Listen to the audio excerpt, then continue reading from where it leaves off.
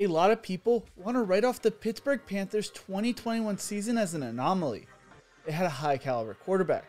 Schools like Clemson and North Carolina underperformed, while Miami and Florida State remained down. Historically great programs. With all that being said, Pittsburgh football may be in one of the best situations it has been in a while, and I think you may be sleeping on them. The first person I want to talk about is not the quarterback for Pitt, it's their head coach, Pat Narduzzi. Narduzzi took over for Paul Chryst in 2015, becoming the 5th different head coach, plus 3 interim coaches in 6 years, and immediately provided needed stability within the program. Since taking over the job, he has led Pittsburgh to 6 winning seasons in 7 years and 5 bowl games. He has led them to 2 conference championship games and 1 ACC championship, which was last year.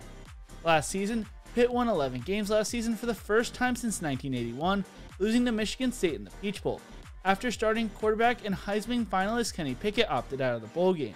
He also lost his starting quarterback for the game early in the first quarter. Narduzzi was given a new contract extension that, if he stays for the full time, would make him the longest serving head coach since Jack Sutherland, who coached at Pitt from 1924 to 1938.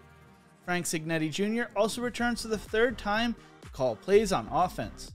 So now let's talk about some key additions and losses Pittsburgh experienced. They saw Kenny Pickett leave for the NFL draft and brought in former USC starting quarterback Kedon Slovis.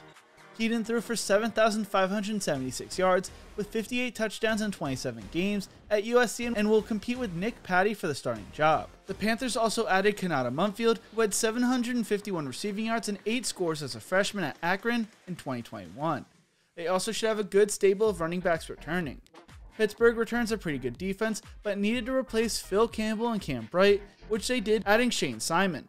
They also could look into the transfer portal post-spring to add even more talent to their roster. Now that we have gone over some of the key parts of the team, let's go over their schedule. The first thing to point out is they do not have to play Clemson, NC State, or Wake Forest when it comes to their cross-divisional matchups. Instead, they play Syracuse and Louisville. Most people are projecting those 2 teams to finish towards the bottom of the ACC Atlantic Division. The Panthers have an extremely interesting matchup week 1 when the backyard brawl returns between Pittsburgh and West Virginia. Along with that, we will get to see Kedon Slovis go against JT Daniels for the first time. This will be an extremely intriguing matchup that I cannot wait to watch, but in the end, I think Pittsburgh pulls off the win. The following week, they have another test when they take on Tennessee.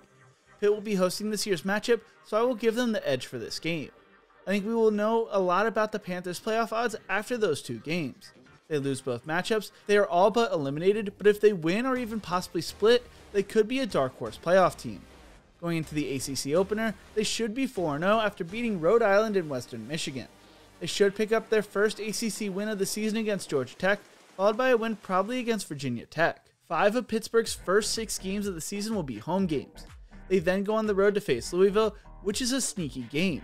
The Cardinals return Malik Cunningham and have added some interesting players to the portal.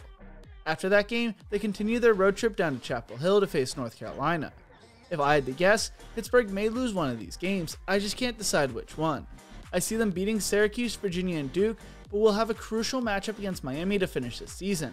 The Panthers could have no losses at this point, or they could have 3 to 4.